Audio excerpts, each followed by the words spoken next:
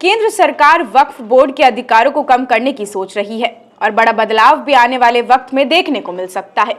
माना जा रहा है कि संसद के मौजूदा सत्र में ही इसको लेकर विधेयक पेश किया जा सकता है। इसके तहत वक्फ बोर्ड अधिनियम में संशोधन का बिल संसद में पेश होगा। मौजूदा वक्फ एक्ट में करीब 40 संशोधन हो सकते हैं। इसमें किसी भी जमीन को अपनी प्रॉपर्टी बताकर उस पर कब्जा कर सकने की वक्फ की पावर पर रोक लगेगी।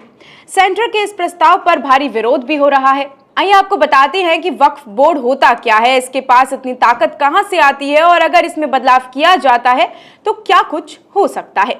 सबसे पहले जानते हैं कि वक्फ बोर्ड का मतलब क्या होता है। वक्फ अरबी भाषा के वाकुफा शब्द से बना है, जिसका अर्थ होता है ठहरना। वक्फ का मतलब है ट्रस्ट जायदाद को जन कल्याण के लिए समर्पित करना। वक्फ उस जायदाद को कहते हैं जो इस्लाम को मानने वाले दान करते हैं। ये चल अचल दोनों तरह की हो सकती है। ये दौलत वक्फ बोर्ड के तहत आती है।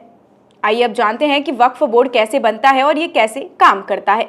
वक्फ के पास काफी संपत्ति है जिसका रखरखाव ठीक से हो सके और धर्म के काम आए, इसके लिए स्थानीय से लेकर बड़े स्तर पर कई बॉडीज हैं जिनमें वक्फ बोर्ड कहते हैं। तकरीबन हर स्टेट में सुन्नी और शिया वक्फ हैं।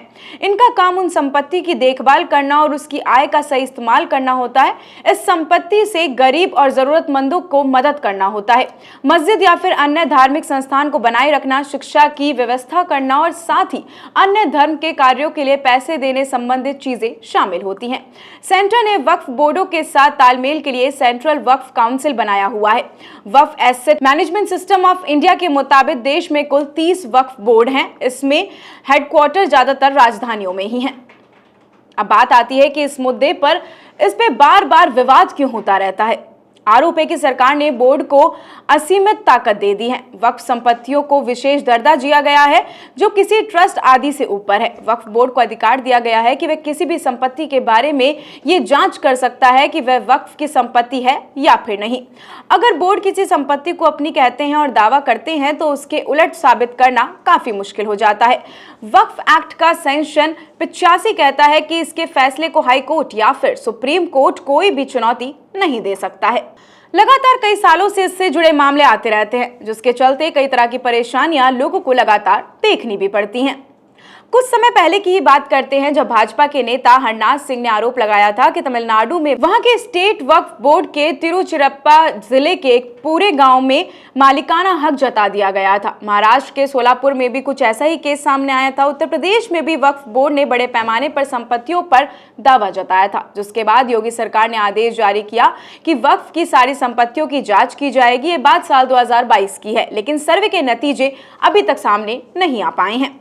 ये भी आपको बताते चले कि कौन सी चीज सबसे ज्यादा विवादित रही है। तो आपको बता दें कि वक्फ बोर्ड जहां भी कब्रिस्तान की घेराबंदी करता है, अक्सर उसके आसपास की जमीन को भी अपनी संपत्ति करार दे देता है।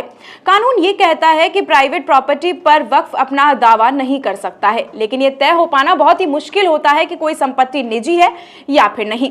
जमीन के पक्के कागज न होने पर दूसरी पार्टी की प्रॉपर्टी चली जाती है, जबकि वक्फ को अपनी बात साबित करने के लिए किसी भी तरह के कोई भी कागजात देने की जरूरत नहीं पड़ती है। अब बात करते हैं कि कितनी संपत्ति बोर्ड के पास इस समय मौजूद है। तो वक्फ मैनेजमेंट सिस्टम ऑफ इंडिया के मुताबिक देश में करीब 8,55,000 से ज्यादा संपत्तियां ऐसी हैं जो कि वक्फ के पास हैं। सेना और रेलवे के बाद बात की जाए तो देश में संपत्ति के मामले में वक्फ तीसरे नंबर पर आता है, जिसके पास सबसे ज्यादा बड़ी भूमि मालिक है। उत्तर प्रदेश में सबसे ज्यादा वक्फ संपत्ति हैं। इसी के साथ आपको ये भी बताते चले कि यूपी में सुन्नी बोर्ड के पास कुल 2,10,239 संपत्तियां हैं, जबकि बात करें शिया बोर्ड के पास की तो उनके पास 15,386 संपत्तियां हैं। हर साल हजारों व्यक्तियों द्वारा जो है बोर्ड को वक्फ के रूप में संपत्ति दी जाती है, जिससे उसकी दौलत में इजाफा होता रहता है। अब बात करते हैं कि अगर सरकार की तो सरकार क्या चाहती है, सरकार क्यों संशोधन लेकर आना चाहती है, क्यों विधेयक पास करने की सोच रही है। तो आपको बता दें कि केंद्र ने वक्फ बोर्ड के असीमित अधिकारों को कम करने के लिए एक प्रस्ताव जारी किया है। इसमें वक्फ की संपत्ति का वेरिफिकेशन अनिवार्य होगा और ऐसी के साथ वेरिफिकेशन उन संपत्तियों के लिए भी होगा जिन पर निजी प्रॉपर्टी होने का शक है और सालों से वहां रहते आ रहे लोगों से ये दावा भी किया जा रहा है। अब आने वाले वक्त में देखना होगा कि क्या ये संशोधन पास होगा या फिर नहीं, या फिर क्या कड़े फैसले इसको लेकर लिए जा सकते हैं। ऐसी और भी तमाम अपडेट्स और जानकारी के लिए आप बने रहिए हमारे चैनल भारत रफ्तार के साथ। धन्यवाद।